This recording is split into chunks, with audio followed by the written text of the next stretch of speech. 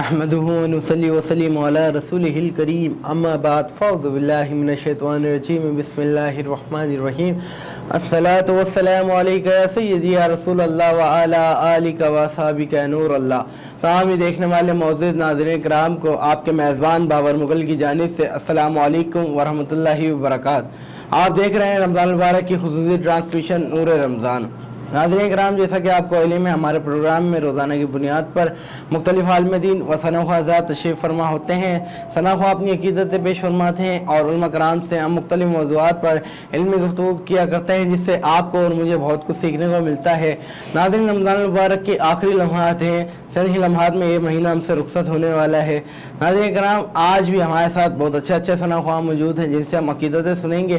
हमारे साथ तशरीफ़ फरमा है फ़याज़ रज़ा क़ादरी। आइए जानते हैं, इनसे बातें भी करते हैं और इनसे कलाम भी सुनते हैं। अस्सलाम वालेकुम। वालेकुम सलाम। कैसे फ़याज़ आप? अल्लाह करम है, आप सुनाए? ठीक है। फ़याज़ कब से नाते पढ़ रहे हैं आप? तकरीबन मैं 6 साल का था तब से नात पढ़ रहा हूँ। माशाअल्लाह। और क्या सुना रहे हैं आज आप कलाम? आज मैं मरहूम अलहाज जुल्फ़िकार अली हुसैनी साहब का पढ़ा हुआ कलाम पेश करूँगा। दर नबी पर पढ़ा रहूँगा, तो उसके चंद अशआर में पेश करने के जी पेश सल्लल्लाहु अलैका या रसूल अल्लाह वसल्लम अलैका या हबीब अल्लाह। दर नबी पर पढ़ा रहूँगा, पढ़े ही रहने से काम होगा। दर नबी पर पढ़ा रहूँगा, पढ़े ही रहने से काम होगा। दर नबी पर पढ़ा रहूँगा, पढ़े ही रहने से काम होगा। अरे कभी तो किस्मत खुलेगी मेरी, कभी तो मेरा सलाम होगा। और खिलाफ़े माशूक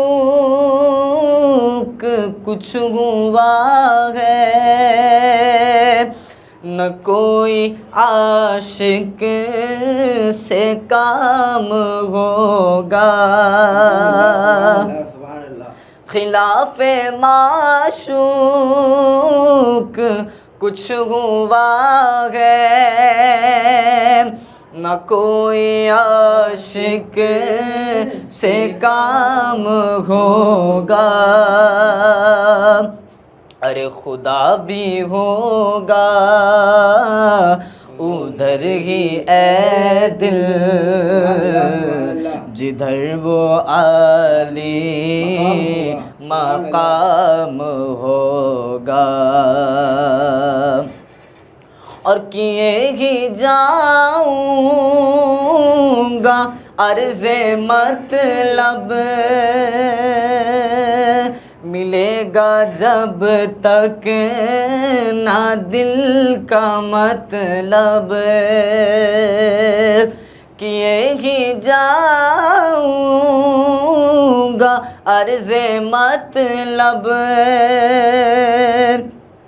मिलेगा जब तक ना दिल का मतलब। और नशा में मतलब कि सुबह होगी, और न ये फसाना तमाम होगा। और इसी तवक्को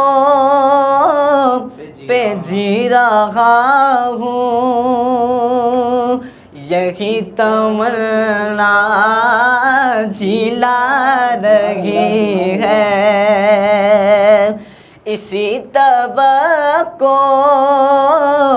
پہ جی رہا ہوں، یہی تمنا جلا رہی ہے، کیا کہ نگاہ لطف و کرم نہ ہوگی تو مجھ کو جینا حرام ہوگا، نگاہ لطف و کرم نہ ہوگی تو مجھ کو جینا حرام ہوگا، در نبی پر پڑا رہوں گا، پڑے ہی رہنے سے کام ہوگا۔ سبحان اللہ سبحان اللہ سبحان اللہ، بہت ہی خوبصورت کلام پڑھا۔ ہمارے ساتھ تشریف فرما ہے مزمل وقاص چشتی صاحب، بہت ہی اچھے ثناء ہیں، بہت اچھی پڑھا کرتے ہیں۔ جی مزمل کیا سنا رہے ہیں؟ صلی اللہ علیہ یا رسول اللہ وسلم علیہ یا حبیب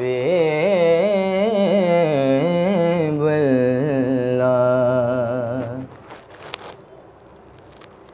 فضل رب العلا، اور کیا چاہیے فضل رب العلا، اور کیا چاہیے فضل رب العلا، اور کیا چاہیے مل گئے مصطفیٰ، اور کیا چاہیے مل گئے مصطفیٰ، اور کیا چاہیے دامن مصطفیٰ جن کے ہاتھوں میں ہے دامن مصطفیٰ، جن کے ہاتھوں میں ہے ان کو روزے جزا، اور کیا چاہیے ان کو روزے جزا، اور کیا چاہیے سبز گنبد خوابوں میں آنے لگا، سبز گنبد خوابوں میں آنے لگا، حاضری کا صلہ، اور کیا چاہیے حاضری کا صلہ، اور کیا چاہیے اور آپ اپنی غلامی کی دے دیں سند،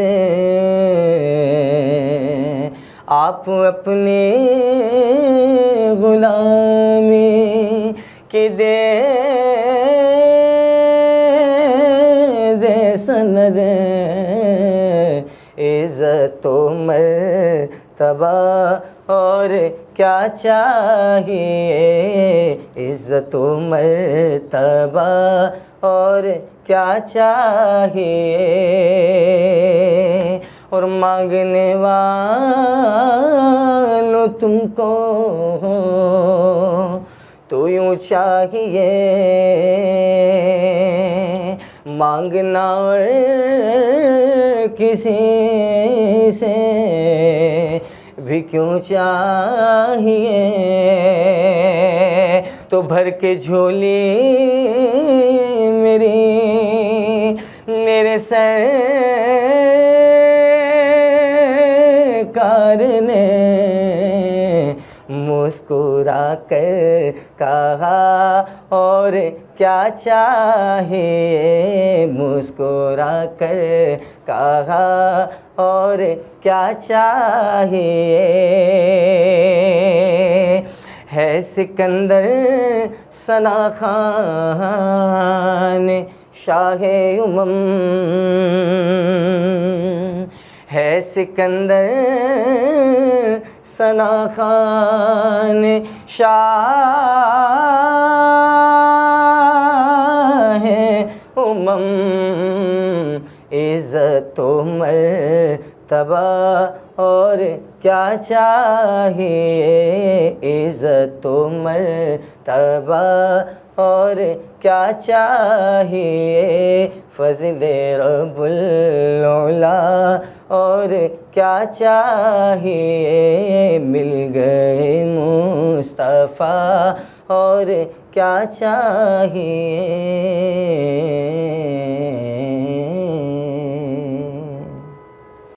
سبحان اللہ ماشاءاللہ، بہت ہی خوبصورت کلام پیش فرمایا مزمل قادری چشتی نے۔ اللہ پاک سے دعا ہے کہ اللہ پاک ان کو خوب برکتیں اور کامیابی عطا فرمائے، ان کی آواز میں اور برکتیں عطا فرمائے۔ ناظرین کرام، یہاں پر وقت ہوا ہے ایک چھوٹے سے بریک کا، انشاءاللہ حاضر ہوتے ہیں بریک کے بعد۔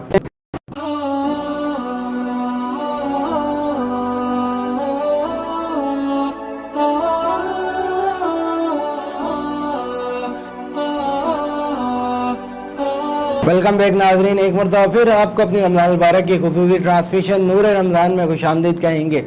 ناظرین کرام، بریک میں جانے سے قبل آپ نے ثنا خانوں سے عقیدت سنی، بہت ہی خوبصورت پروگرام میں انہوں نے کلام پیش فرمائے، اور اس وقت ہمارے کو جوائنٹ کر لیا ہے عالم اسلام کے مشہور معروف عالم دین حضرت علامہ مولانا مفتی اسماعیل نعمانی صاحب نے۔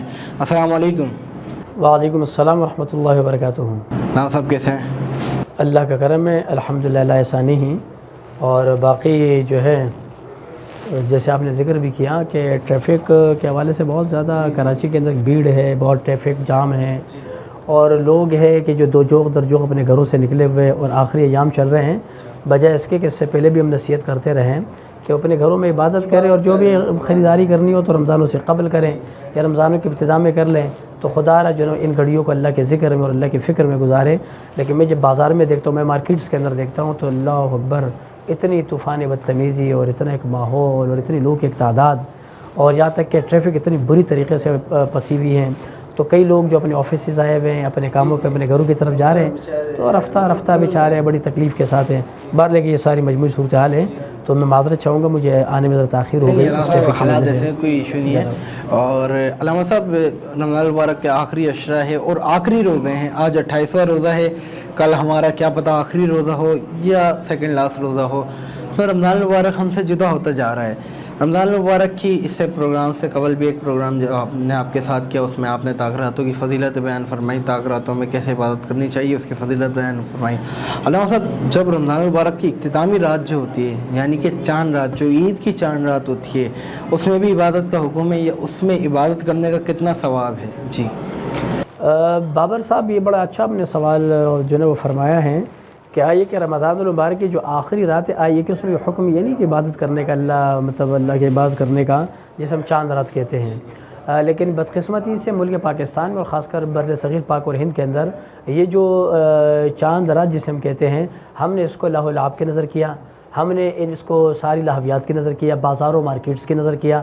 آپ کے علم میں ہوگا کہ سب سے زیادہ جو اس رات میں جو دکاندار دکانداری کرتا ہے اور جو خریدار خریداری کرتے ہیں، اس سے پہلے بھی کراچی کے اندر ایک ریکارڈ قائم ہوا تھا، اور پوری ایشیا کے اندر جو خاص طور پر جو مارکیٹس کے اندر جو ماحول بنا رہتا ہے، تو اب بجائے اس کے کہ اس رات کو، کیونکہ یہ بھی ممکنہ شب قدر ہے، کیونکہ 29ویں بھی اب ہمارے پاس شب قدر جو ہے نا، وہ اس کی تعیین جو ہے وہ اللہ کے اور اس کے محبوب کے علم میں ہے۔ وہ یہ بات الگ ہے کہ علماء نے لکھا ہے کہ 27ویں کے زیادہ تر چانسز ہے، وہ بھی چانسز کی بات کہی گئی، یعنی اس کے بارے میں علی التیقن علی وجہ البصیرہ، یہ بات کوئی کامل اور یقینی طور پر نہیں ہے، اس کا جو حتمی جو علم ہے وہ اللہ اس کے محبوب صلی اللہ علیہ وسلم کے پاس ہے۔ تو لہٰذا جو چاند رات ہے، یہ بھی ہمارے پاس ممکنہ طور پر شب قدر جو ہے وہ ہو سکتی ہیں۔ تو خدا را خاص طور پر اگر علم لوگوں کو پتہ چل جائے کہ چاند رات کی فضیلت کیا ہے، 4 راتیں ایسی ہیں کہ جس میں اللہ رب کریم بڑی کثرت کے ساتھ جو ہے اپنے بندوں کی مغفرت فرماتا ہے، بے کثرت کے ساتھ بندوں کے گناہوں کو معاف فرماتا ہے، کثرت کے ساتھ اللہ رب کریم اپنے بندوں کے اوپر اپنی خاص ایک توجہ رحمت رب کریم فرماتا ہے، اور پھر کثرت کے ساتھ فرشتوں کے رحمت کے فرشتوں کا نزول بھی ہوتا ہے۔ ان میں جو ہے وہ ایک شب قدر ہے، اور شب براءت ہے، اور شب میلاد ہے، اور شب عید الفطر ہے، اور شب عید الاضحیٰ ہے۔ یعنی یہ 5 راتیں جو بتائی گئی ہیں کہ جس کے اندر شب برات ہیں، شب قدر ہیں، اور عید الفطر کی شب ہیں۔ ایک روایت میں تو آتا ہے کہ اللہ رب کریم عید الفطر کی شب کو اپنے مخلوق میں سے کثرت کے ساتھ بندوں کی گناہوں کو معاف فرما کر انہیں جنت میں داخل عطا فرما دیتا ہے۔ آپ اندازہ لگائیے۔ اسی طریقے سے شب جو ہے وہ شب برات ہو گئی، اور اس طریقے سے شب عید الفطر اور شب عید الاضحیٰ۔ تو آپ نے جو فرمایا کہ اس شب کی بالکل بے انتہا فضیلت ہے، بے انتہا۔ اور پھر اس کے بعد یہاں تک کہ جو شب کی جو عبادت ہے، دن کے مقابلے میں اگر آپ شب میں دیکھتے ہیں عبادت کا، تو اللہ تعالیٰ کی جو اللہ کا جو قرب ہے، اور اللہ رب کریم کی بارگاہ میں جو ایک مقام انسان کو ملتا ہے، اور اللہ کی ذات جو بندے سے راضی ہو جاتی ہیں، تو اس کے اندر زیادہ تر جو ایک ماحول جو دیا گیا ہے وہ شب کا ہے، کیونکہ رات کا جو وقت ہوتا ہے وہ ایک تاریکی کا وقت ہوتا ہے، اور پھر اس کے بعد یہ خلوت کا وقت ہوتا ہے، اور ایک اختصاص کا جو ہے وقت ہوتا ہے۔ اللہ رب کریم نے قرآن مقدس میں جتنے بھی انبیاء و مرسلین کے اوپر انعامات نازل فرمائے، بڑے بڑے انعامات سے نبیوں کو اللہ نے نوازا، ولیوں کو نوازا، مرسلین کو نوازا، تو اس میں زیادہ تر جو ہے ان کا تعلق جو انعامات جن موقعوں کے اوپر نوازا تو وہ وقت تھا رات کا۔ تو مطلب کہ رات اللہ کی رحمت کے نزول کا وقت ہے، اللہ کی رضا کا وقت ہے، اور اللہ رب کریم کو راضی کرنے کا ایک بہترین وقت ہے۔ اور پھر اس کے بعد زیادہ ترین آپ صلی اللہ علیہ وسلم پر جو شق القمر جو آپ کا ایک معجزہ ہے وہ بھی رات میں ہوا۔ نبی کریم صلی اللہ علیہ وسلم پر جو جنات ایمان لے کر آئے وہ بھی رات میں لے کر آئے۔ اسی طریقے سے حدیث میں یہ بتایا گیا کہ اگر انسان کو سفر کرنا ہو تو اسے چاہیے کہ وہ رات کا انتخاب کرے، دن کے مقابلے میں وہ رات میں سفر کرے۔ تو بتایا کہ اس کی وجہ کیا ہے؟ فرمایا اس کی بنیادی وجہ یہ ہے کہ رات میں کیا جانے والا سفر یا رات میں چلنے والا جو مسافر ہوتا ہے تو اس کے لیے جو مسافت ہے وہ اللہ رب کریم اس کو قریب کر دیتا ہے۔ یعنی ایک قدرتی بات ہے، اگر میں کلفٹن سے صدر آتا ہوں دن میں تو دن کے چونکہ پورے نظارے ہوتے، پورا مشاہدہ میں کرتا ہوں ارد گرد اور گرد و پیش و ماحول کا میں پورا جائزہ لیتا ہوں، تو پھر آنے میں بھی بہت زیادہ دقت بھی ہوتی ہے، مشکلات بھی ہوتی ہیں، انسان تھکن کا احساس بھی انسان کو رہتا ہے۔ لیکن اگر آپ یہی سفر آپ رات کو کریں تو رات میں آپ کو پتہ بھی نہیں چلے گا، سفر کٹ جائے گا۔ تو رات میں اتنی یہ برکات ہے۔ اور پھر اللہ رب کریم نے قرآن مقدس میں حضرت ابراہیم علیہ السلام پر جو انعام نازل فرمایا وہ بھی رات میں، حضرت نوح علیہ السلام پر انعام نازل فرمایا وہ بھی رات میں، فقال لأهلهم كثوا انی انست نارا۔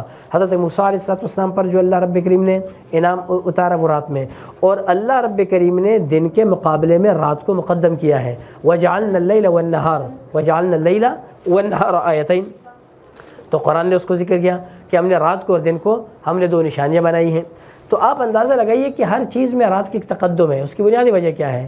اس لیے کہ اللہ رب کریم نے رات میں عبادت کے جو عمل کو اور اپنے قرب کے جو خاص لمحات ہیں کہ جس میں آپ اپنے رب کو راضی کر سکتے اور انتہائی ایک توجہ اور انکساری کے ساتھ، تو اس کے لیے بہترین جو وقت ہے وہ رات کا ہے۔ سبحان اللہ، سبحان اللہ۔ علامہ صاحب ایک سوال آیا ہے کہ ماشاءاللہ سے ہمارا پروگرام پوری دنیا میں دیکھا جا رہا ہے اور لوگ کافی پسند کر رہے ہیں اس پروگرام کو، تو ایک سوال آیا کہ نکاح کیسے ممکن ہوتا ہے، یا نکاح کے جو فرض ہے کیسے ہوتا ہے؟ مطلب نکاح جب کرتا ہے بندہ تو اس کے لیے جو نکاح کا خطبہ ہے وہ لازم ہے؟ جی پہلے تو آپ یہ ذہن میں رکھیے کہ نفس نکاح جو ہے اس کی ایک بہت زیادہ فضیلت ہے، اور نبی کریم صلی اللہ علیہ وسلم نے ارشاد فرمایا کہ نکاح کو عام کرو، نکاح کو جتنا عام کیا جائے اتنا ہی برائی کے اوپر انسان قابو پا سکتا ہے۔ اور دوسری بات ہے کہ اللہ رب کریم نے قرآن مقدس میں نکاح کی فضیلت کو اور اس کے مقام کو بیان فرمایا۔ اور جہاں تک آپ کے سوال کے تعلق ہے، آپ نے فرمایا کہ آج کل لوگوں میں یہ بڑا آپ نے صحیح فرمایا کیا ہے کہ ٹیلی فون کے اوپر اگر ایک لڑکا ہے اور ایک لڑکی ہے، ایک خاتون ہے ایک مرد ہے، اور آپس میں ایجاب و قبول کر لیتے ہیں اور ایک دوسرے، تو کیا یہ نکاح منعقد ہوگا یا نہیں ہے؟ تو آیا کہ 2 آپس میں کپلز ہے، 2 افراد ہیں آپس میں، میل ہے فیمیل ہے، تو دونوں ایک بالکل ایک خالی مقام کے اوپر، ایک خالی جگہ کے اوپر آپس میں ایک دوسرے سے راضی ہو جائے اور دوسرے کو قبول کر لے تو کیا منعقد ہوگا؟ تو یاد رکھیے کہ یہ فقہ کے اندر ایک واضح نکاح کے بارے بارے میں اس کے کچھ شروط ہیں، اور نکاح کے ان شروط اگر وہ پائی جائے گی تو نکاح منعقد ہوگا، ورنہ بصورت دیگر وہ نکاح فاسد ہے۔ وہ یہ فرمایا کہ ان نکاح ینعقد بحضور شاہدین عاقلین حرین مسلمین، فرمایا کہ نکاح منعقد ہوتا ہے دو عقل مند اور جو ہے وہ باشعور اور صاحب عقل اور مسلمان آزاد دو مرد یا ایک مرد اور دو عورتیں، اگر یہ نکاح کی محفل میں ہوں گے دو افراد تب جا کے ایک نکاح منعقد ہو سکتا ہے، تاکہ ان کی گواہی اس نکاح کے لیے معتبر جو ہے وہ قرار دی جائے۔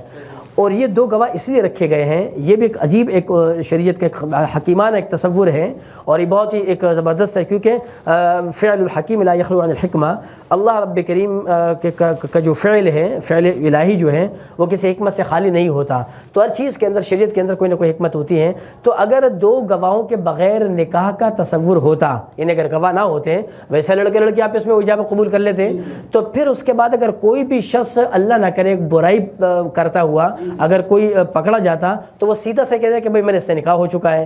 تو پھر جو کوئی شخص جب انسان اس کے اوپر کوئی آتا ہے اور پھر اپنے آپ کو اس کو ضابط واضح بھی کرنا ہوتا ہے کہ بھائی یہ خاتون جو آپ کے ساتھ ہے یہ کون ہے، تو پھر اس کو پروف دینا ہوگا، تو نکاح نامہ یا اس کے علاوہ دو گواہ۔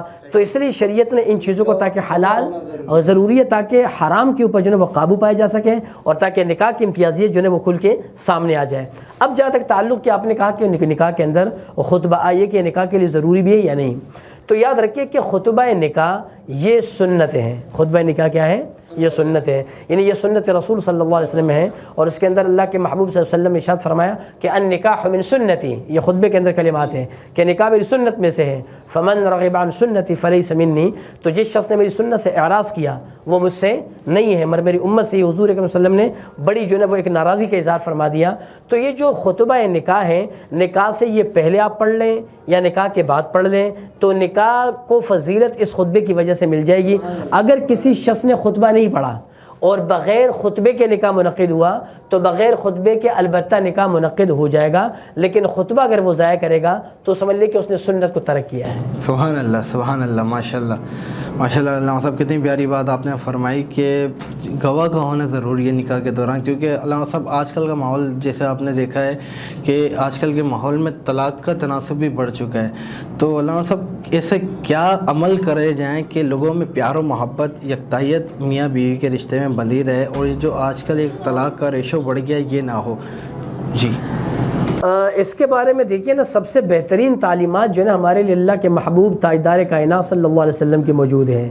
لقد کان لکم فی رسول اللہ اسوۃ حسنہ، تو ہمارے لیے ایک بہترین مثال آپ صلی اللہ علیہ وسلم کی زندگی کی موجود ہے، صحابہ کی موجود ہے، ہمارے پاس ایک ہسٹری ہے، ایک تاریخ ہے اسلام کے اندر، کہ آئیے کہ اب ایک اس دور کے اندر کہ جو عدم برداشت کا ایک سلسلہ ہے، اور یہاں تک کہ ایک مرد جو ہے وہ عورت کو برداشت کرنے کو تیار نہیں، ایک خاتون ایک مرد کو برداشت کرنے کو تیار نہیں، تو جب عدم برداشت کا یہ معاملہ چلتا رہے گا تو پھر جو طلاق کا جو ریشو ہے وہ بڑھے گا۔ اور آپ دیکھتے ہیں پاکستان کے اندر جو شرح طلاق ہے اس مرتبہ 5-8 سال کے اندر آپ دیکھتے ہیں انتہائی بہت زیادہ ہو چکی ہیں، اور بات بات پر طلاق ہو جاتی ہیں۔ تو اس کی بنیادی وجہ یہ کہ ایک تو یہ کہ خواتین نے اپنے اس مقام کو، یعنی جو شوہر کے جو مقام اللہ رب کریم نے جو ایک مقام اسے عطا فرمایا وہ جو ہے وہ اس کو دیا نہیں جا رہا، ٹھیک ہے۔ اور دوسری بات ہے کہ جب خواتین جب یہ نعرہ لگائے گی کہ میرا جسم ہے، میری مرضی ہے، اور میں چاہوں تو میں کپڑے دھو لوں تو نہ دوں، میں چاہوں تو میں کھانا تیار کر لوں یا نہ کر لوں، تو مجھ پر کوئی میرا جسم میری مرضی، تو جب اس قسم کے نعرے اس کے تحت جو ہے نا پھر خواتین ایک ناجائز حقوق کا مطالبہ کریں گی۔ میں تو یہ بات کرتا ہوں کہ جتنے شریعت نے ایک عورت کو حقوق دیے اور اسے ایک آزادی اور حقوق دیے، خدا کی عزت و جلال کی قسم دنیا کائنات کے اندر تمام تر مذاہب دیکھیں آپ، کوئی شخص عورتوں کو وہ حقوق نہیں دلوا سکتا کہ جو شریعت اسلامیہ نے عورت کو حقوق دیے ہیں۔ تو یہ کہنا کہ عورتوں کو حقوق نہیں ملے، ان کی زندگیاں بڑی مشکل سے گزر رہی ہیں، اور ایک جو ہے نا وہ قید و بند کی جو ہے نا وہ اور ایک پابند سلاسل ہے، نہیں بھائی، عورت کوئی پابند سلاسل نہیں بابر صاحب، انتہائی وہ آزاد ہے۔ اللہ رب کریم نے اسے خلق اختیار دیا، اللہ رب کریم نے کچھ حقوق مرد کے اوپر رکھے ہیں کہ جو عورت کے لیے مرد کو لازمی کرنے ہیں، اور کچھ حقوق مرد کے جو عورت سے متعلق ہیں۔ تو جب یہ ایک دوسرے کے حقوق کی رعایت کریں گے اور ایک دوسرے کا خیال رکھیں گے تو میں سمجھتا ہوں کہ یہ جو شرح طلاق ہے جو اس کا جو سلسلہ بڑا ہوا ہے انشاءاللہ العزیز اس کے اوپر کنٹرول ہو جائے گا بہترین۔ صاحب ایک چیز دیکھی جاتی ہے جس وجہ سے تناسب بڑھ رہا ہے، اگر ایک میاں شوہر غصے میں ہے تو اگر غصے میں کچھ بول رہا ہے تو اس ٹائم پہ بیوی چپ ہو جائے، سن لے، لیکن جب وہ دونوں میں آپس میں یہاں سے بھی بات وہاں سے بھی بات، جب غصہ بڑھ جاتا ہے تو اس صورت میں غصے میں کبھی کبھار ایسے الفاظ بھی نکل جاتے ہیں جس سے طلاق ہو جاتا ہے، تو اس وجہ سے شرع کافی بڑھ یہ شیطان نے ایک مرتبہ اپنا تخت جو ہے وہ پانی کے اوپر بچھایا. کہاں پر؟ پانی کے اوپر اپنے تخت کو بچھا دیا شیطان نے، اور سارے چیلے اس کے ارد گرد اکٹھے ہو گئے شیطان کے ابلیس کے. تو اب ہر چیلے کو کہا کہ بھائی اپنی رپورٹ پیش کرو آج کے دن بھر کی ایکٹیویٹیز. تو ایک چیلا شاہ سامنے آیا، کہا کہ حضرت آج تو میں نے فلاں صاحب کو جو ہے وہ نماز سے روک لیا. اس نے کہا شاباش، ٹھیک ہے، اوکے. دوسرے نے کہا کہ فلاں جو ہے فلاں شخص کی وہ جو ہے وہ خدمت کر رہا تھا اور اس کو صدقہ دے رہا تھا، تو میں نے رکاوٹ ڈال دی اور اس کو صدقہ اور نیکی کام سے میں نے اس کو روک لیا. شیطان نے کہا اوکے، تم بھی بہت ہیں. تیسرے نے کہا کہ بھائی میں نے یہ عمل کر دیا. اس نے کہا تم. اب چوتھا چیلا حاضر ہوا، اس نے کہ آج میں نے مرد اور عورت کے درمیان طلاق ڈال دی، پھوٹ ڈال دی، اور ایک دوسرے میں اتنی میں نے پھوٹ ڈال دی یہاں تک کہ نوبت طلاق تک پہنچ گئی ایک دوسرے کے. تو شیطان یہ تیسرے اپنے چوتھے چیلے بولتے شاباش آ جاؤ، سب سے الگ تلگ اسے کر دیتا ہے، اور تمام چیلوں کو بولتے دیکھو اس چیلے کو آج اس نے کمال کر دیا ہے. آج میرے اس چیلے نے آج کمال کر دیا کہ عورت اور مرد کے بیچ میں اس نے تفریق ڈال دی. تو قرآن مقدس میں اللہ رب العزت نے ارشاد فرمایا یفرقون بین المرء وزوجہ. تو جو آپ نے بابر صاحب سوال کیا کہ وہ جو موقع ہوتا ہے، وہ جو لمحہ ہے کہ جس موقع کے اوپر ایک مرد کو بہت زیادہ غصہ آتا ہے اور انتہائی غضبناک ہو جاتا ہے، اور ایک عورت ہے وہ بھی پھر غضبناک ہو جاتی ہے، تو مجھے یہ بتائیے پھر نوبت طلاق طریق تو پھر کیا ہوگا؟ تو اس موقع کے اوپر عورت کو چاہیے کہ وہ صبر کا مظاہرہ کرے. جب پتہ چلے کہ میرے شوہر کے اب اتوار یہ ہیں، اب جو نا بہت زیادہ غضبناک ہیں، تو عورت کو چاہیے کہ سامنے ہونے کے بجائے وہ کنارہ کش ہو جائے، کسی اور روم کی طرف چلی جائے، یا اس سے بالکل الگ تلگ ہو جائے. اسی طریقے سے اگر عورت بہت زیادہ گرمی میں ہو اور بہت زیادہ غضبناک ہو تو مرد کو چاہیے کہ وہ ایک سائڈ کے اوپر ہو جائے. جب ایک دوسرے کے سامنے ہوتے تو شیطان بڑا اہم کردار اس موقع کے اوپر ادا کرتا ہے بہت زیادہ. تو اس وجہ سے بہت ضروری ہے کہ ایک دوسرے کی رعایت رکھے حقوق کی، اور جب ایک غصے میں ہو تو دوسرا صبر کا. جی صبر ہوگا تو کام بھی آسانی ہوں گے، کیونکہ اسلام بھی ہمیں صبر کا درس دیتا ہے. ناظرین کرام، یہاں پر وقت ہوا ہے چھوٹے سے بریک کا، انشاءاللہ حاضر ہوتے ہیں بریک کے بعد.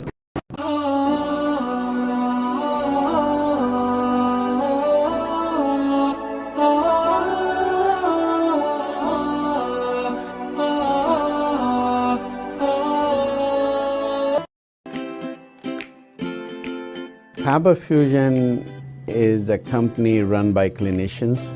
When we are looking at a patient, we are looking at the patient's medical needs first. Patient is in the comfort of his or her home. They're watching the TV, they're doing their chores while the infusion is going on. And patient's copay and deductible will be much lower if done at home than in the hospital setting. Home infusion, all in all, is a winning place for getting infusions done.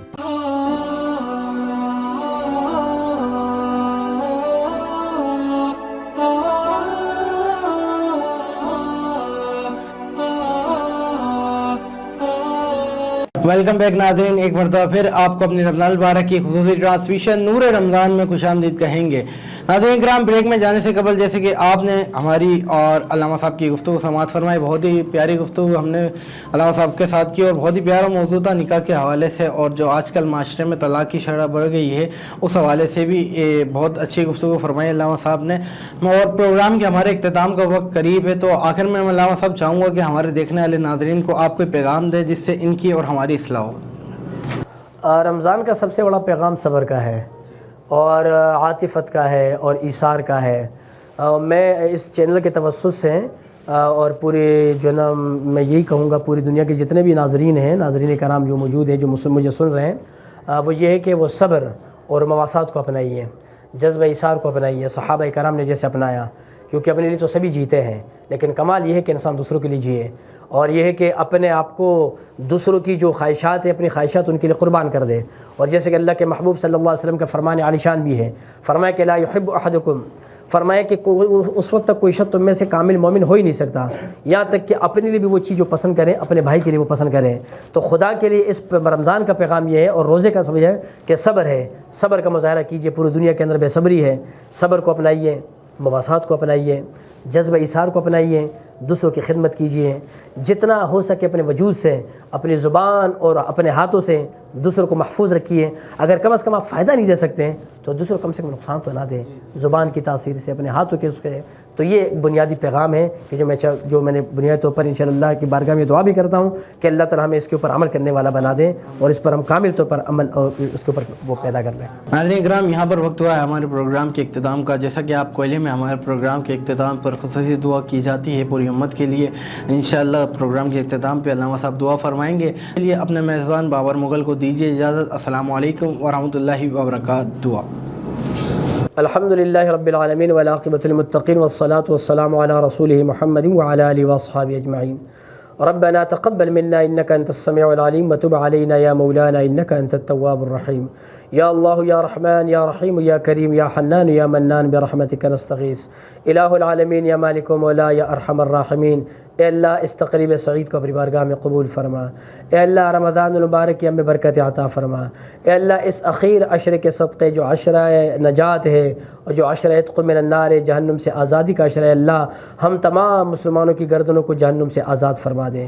الہ العالمین رب کریم، رمضان مبارک کی بابرکت اس مہینے میں رحمتوں کی بارش ہوتی ہے۔ رب کریم یہ رحمتوں اور برکتوں کا مہینہ ہے۔ اے اللہ، اے خداوند، اس ماہ میں رب کریم خیر اور عافیت کے فرشتے عرش زمین پر جو ہے وہ فرش بری سے اترتے اللہ، اور اپنی رحمت اور کی برکتیں اور جو ہے وہ نازل ہوتے اے اللہ، اور جہاں جہاں پر عبادتیں ہو رہی ہوتی ہیں نبی فرشتے ان کو نوٹ کرتے ہیں، وہاں برکتوں اور رحمتوں کی بارش کرتی ہیں۔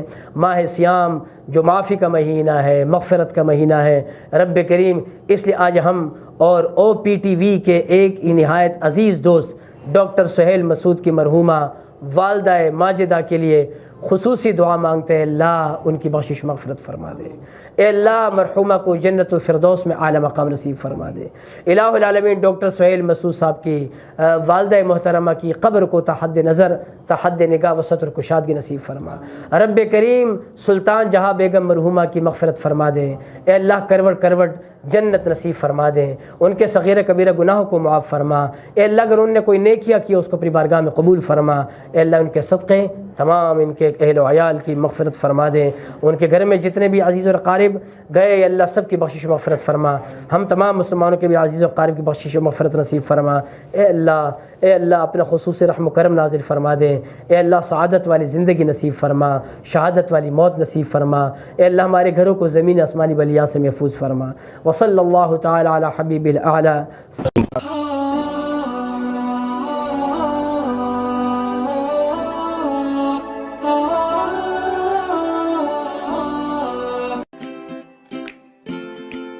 Faber Fusion is a company run by clinicians. When we are looking at a patient, we are looking at the patient's medical needs first. Patient is in the comfort of his or her home. They're watching the TV, they're doing their chores while the infusion is going on. And patient's copay and deductible will be much lower if done at home than in the hospital setting. Home infusion, all in all, is a winning place for getting infusions done. It is a heartening fact that you may obtain the best return on investment from your knowledge. You can progress by taking one step at a time every day and getting the greatest outcomes. American Education for Foreign Students provides online certification programs to assist you build your job skills in the United States. AMEDFS offers students hundreds of certificates courses worldwide. There are no limits to learning, and with AMEDFS, you can begin your journey of studies by enrolling in these courses at your own pace, no matter where you are in the world. Our certificate programs are cost-effective and can help you improve your skills and knowledge. The best part is that you can learn these courses in your desired duration. We offer countless courses in various disciplines. Many courses are available, including business, information technology, programming, and project management. Our mission is to make high-quality education accessible globally. For more information, visit our website www.amedfs.com or call us on 1909-5762-982.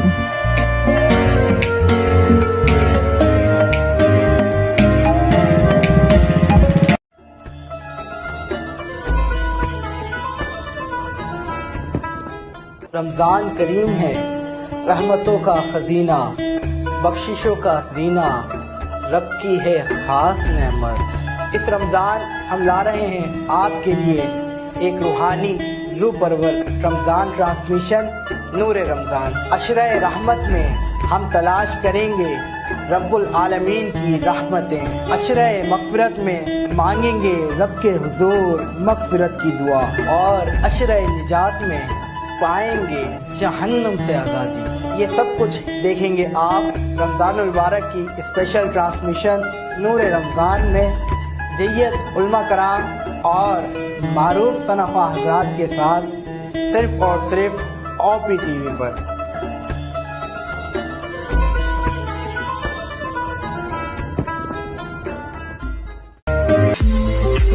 OPTV is now available on Roku. Please tune in to Roku.